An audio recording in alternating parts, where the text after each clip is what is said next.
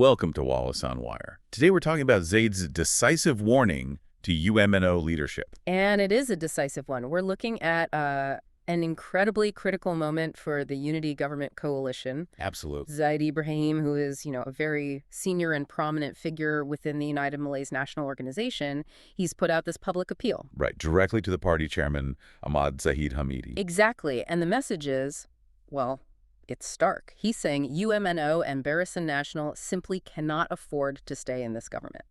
And the reason this is making such huge waves is that accusation right at the top. He's come out and said Prime Minister Anwar Ibrahim is a political liability. A liability, yeah. He's not just critiquing a policy here and there. He's saying the partnership itself is toxic for UMNO. And it's important to get the framing right here. He insists this isn't personal. He's saying it's a rational strategic assessment. So what's it based on then? It's all based on, well, the party's foundational documents.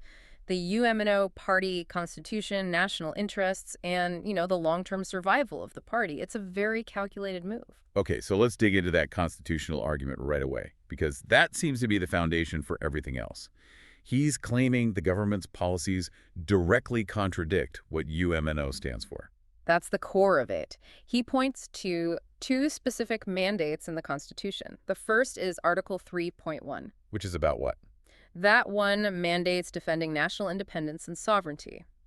Zaid's claim is that the government has, failed in this duty. Failed how? In what context? Specifically in high-level international negotiations. He suggests that, in these big strategic talks, the government has been a bit too quick to concede on important national interests. So weakening our sovereign standing just to make a deal happen smoothly. That's the argument. But then there's the second constitutional clash he brings up, Article 3.4. And this one, I think this one hits a lot closer to home for their base. The economic one. Yes. The economic protection. It's a much bigger sort of existential issue for the United Malays National Organization. Because Article 3.4 is all about uplifting the Malay and Bumiputera economy, isn't it? It is. It's not just a goal. It's the economic pillar of the party's whole identity. Zaid is arguing that the current administration's policies are a direct violation of that. So a violation. He's not just saying they're ineffective. He's saying they go against the party constitution. Precisely. That they fail to actively protect and elevate those specific economic interests. Okay, an accusation that Sirius needs a concrete example. He must have pointed to something specific, a case where this happened. He did. He brings up a very high-profile instance, the trade negotiations with the current U.S. President, Donald Trump. Oh, okay. So what was the issue there? Zaid's claim is that during those really high-stakes talks, the government just didn't defend Bumiputera interests robustly enough. Things like economic equity and trade access. So he's framing it as a trade-off, a failed trade-off, where the government chose, a better relationship with the U.S. over protecting its own economic interests at home. That's exactly it. That by leaning too heavily towards the U.S. position, we sacrificed vital geopolitical and economic leverage.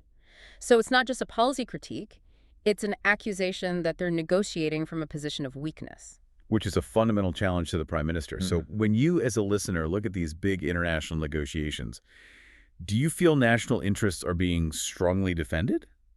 Or do Zaid's concerns about sacrificing geopolitical leverage, do they resonate with you?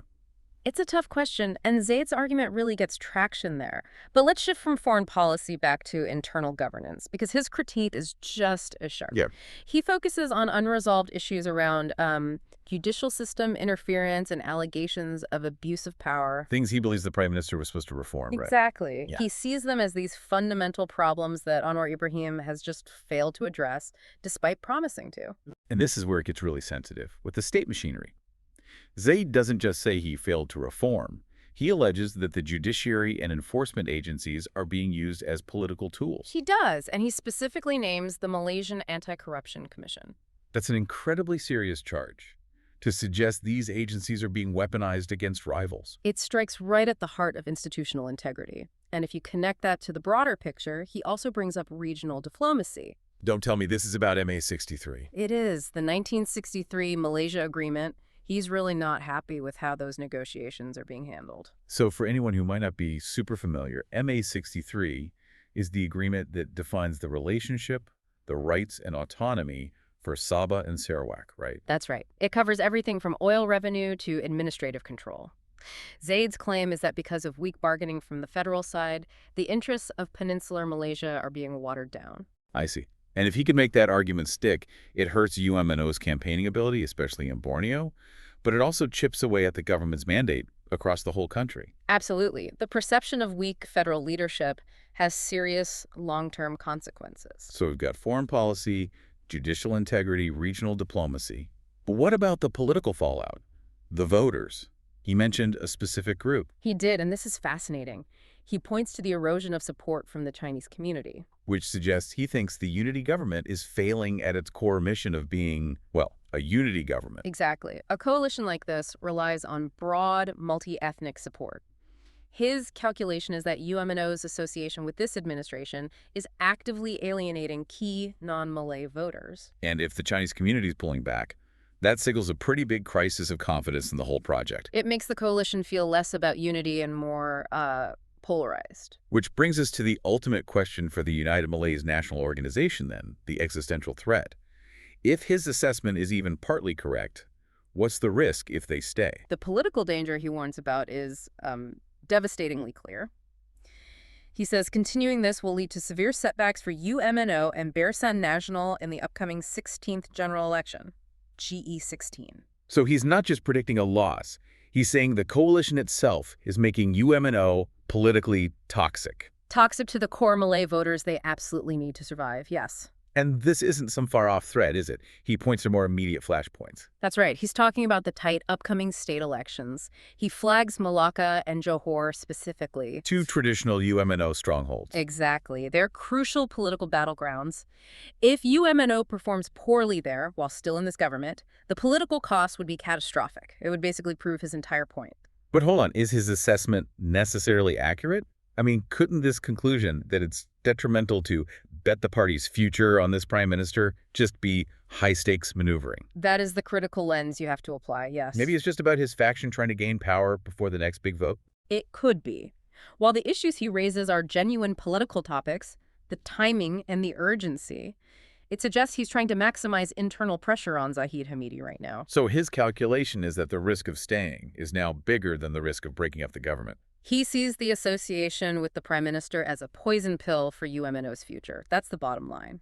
So given this very bleak diagnosis of failure and impending doom, what's his solution? What's the path forward he's proposing? It's immediate and it's decisive. He says UMNO and Barisan Nasional must instantly withdraw their support. Just exit the unity government. Just exit. He presents it as a political divorce, a necessary one to give UMNO the time and space it needs to rebuild Malay voter confidence and, refresh its identity before GE16.